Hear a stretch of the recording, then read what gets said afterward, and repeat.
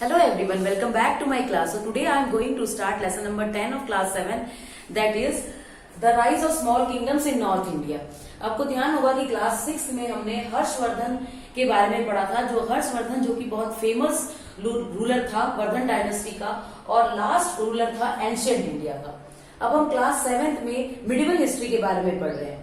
तो medieval history के बारे में सोर्स ऑफ इंफॉर्मेशन कहाँ से मिलता है ये मैंने आपको चैप्टर 9 में बता दिया। अब हर्षवर्धन के बाद मिडिवल हिस्ट्री में नॉर्थ इंडिया में क्या होता है, उसके डेथ के बाद जो पूरा एम्पायर होता है वो छोटे छोटे स्मॉल किंगडम्स में डिवाइड हो गए। अब इसके दो कारण थे, एक तो था इकोनॉमिक कंडीशन का बहुत ही खराब होना, आर्थिक स्थिति बहुत खराब थी और जो उसके आने वाली जनरेशन थी जो वो बहुत वीक थे और उनमें एडमिनिस्ट्रेशन संभालने में बहुत कमियां थी, तो वो वीक सक्सेसर्स एडमिनिस्ट्रेशन को प्रॉपरली संभाल नहीं पा रहे थे। इन दो कारणों से पूरा एम्पायर स्मॉल किंगडम्स में बढ़ जाता है और इसके कारण this was the period of political instability in north India. ये वो पीरियड था जिसमें जो पॉलिटिकल अस्थिरता का होना शुरू हो गया था। इसके बाद क्या होता है कि ये जो पूरा किंगडम था हर्षवर्धन का वो 3 पावरफुल किंगडम्स में बढ़ गया और वो कब से कब तक हुआ, 750 सीई से 1000 सीई तक। इसको एज ऑफ 3 एम्पायर्स भी कहते हैं। और उन 3 एम्पायर्स में किस किस का एज आया, एक राष्ट्रकूटास, पालास और प्रतिहारास आए थे। राष्ट्रकूटास कहाँ पे उन्होंने कंट्रोल ले लिया, आप इस मैप में देख सकते हो। राष्ट्रकूटास का कंट्रोल हुआ in northern part of Deccan.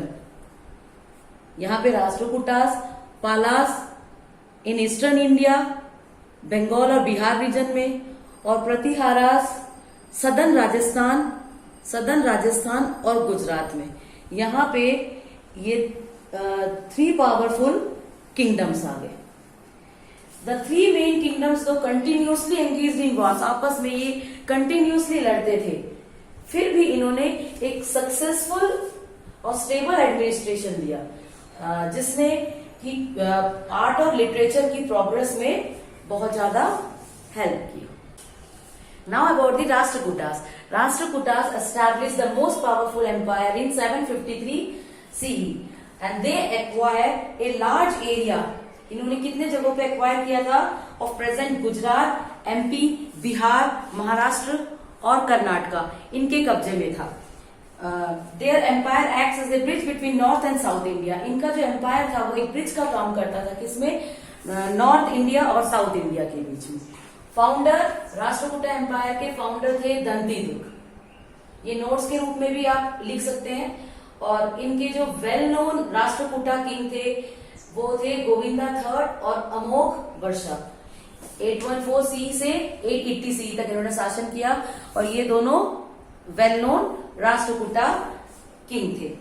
Rashtrakuta ये लोग ग्रेट वेरियर्स थे, बहुत बड़े योद्धा भी थे, आर्ट लवर्स भी थे और स्कॉलर्स भी हुआ करते थे। और उन्होंने एक अपनी बहुत बड़ी आर्मी बनाई थी and encourage trade for the prosperity of the people. और उन्होंने ट्रेड को बहुत प्रोत्साहन दिया ताकि लोग प्रॉस्परस हो सके।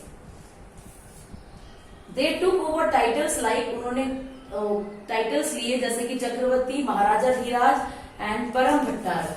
ये टाइटल्स उनको मिला करते थे, मैं इनमें अंडरलाइन कर देती हूँ, परम भट्टारक ये टाइटल्स थे। राष्ट्रकूटास फॉलोड जैनिज्म, वो जैनिज्म को फॉलो करते थे, लेकिन उसके साथ साथ वो बुद्धिस्ट, हिंदू और मुस्लिम्स इनको पैट्रोनाइज भी करते थे, इनके भी भक्त थे। आर्ट और आर्किटेक्चर में आपका रॉक कट टेम्पल आ जाता है, अपने बुक में देख सकते हैं।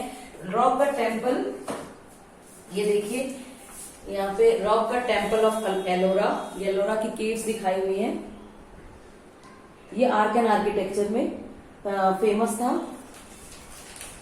नेक्स्ट आ जाता है आपका Buddhist and Jain sects are the proof of religious tolerance of Rashtrakutas. और इसके साथ बुद्धिस्ट और जैन सेक्ट्स भी थे जो एक प्रूफ था कि इनमें रिलीजियस टॉलरेंस थी। अमोघ वर्षा, ये मैंने अभी आपको बताया था ये जो famous well known Rashtrakuta king हुआ करते थे। अमोघ वर्षा ग्रेट लवर ऑफ संस्कृत, ये संस्कृत के बहुत बड़े लवर थे। ही road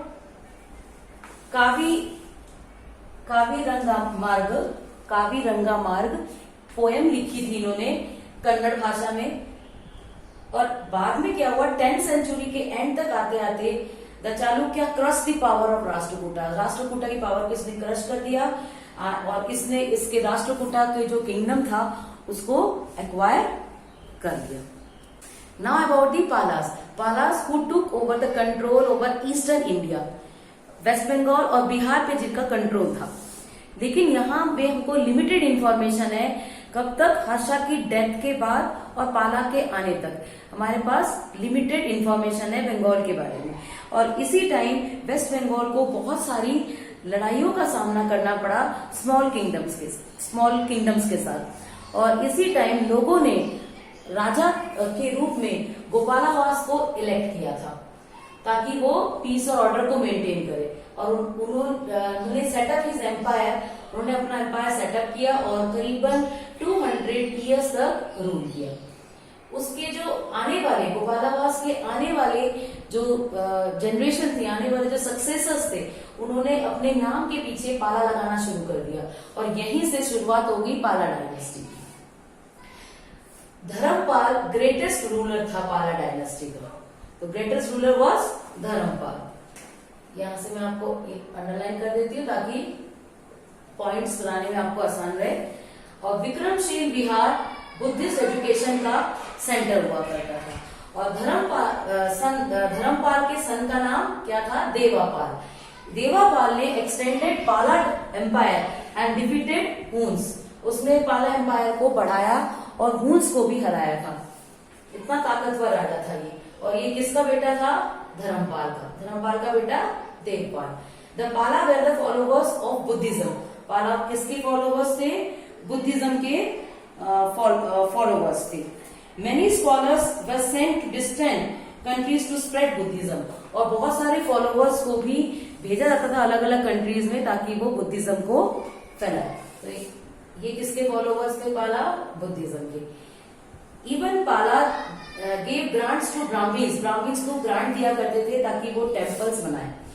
Palas were great patrons of art education और एंड लिटरेचर, पालास बहुत बड़े भक्त हुआ करते थे किसके, आर्ट एजुकेशन और लिटरेचर के। Now about the Pratiharas were also known as Gurjara Pratiharas because they originated from Gujarat and they ruled over Gujarat and southern western Rajasthan. कहाँ उन्होंने रूल किया, गुजरात में और सदर्न वेस्टर्न राजस्थान में। And the founder of Pratihara empire Nagabhatta was the founder.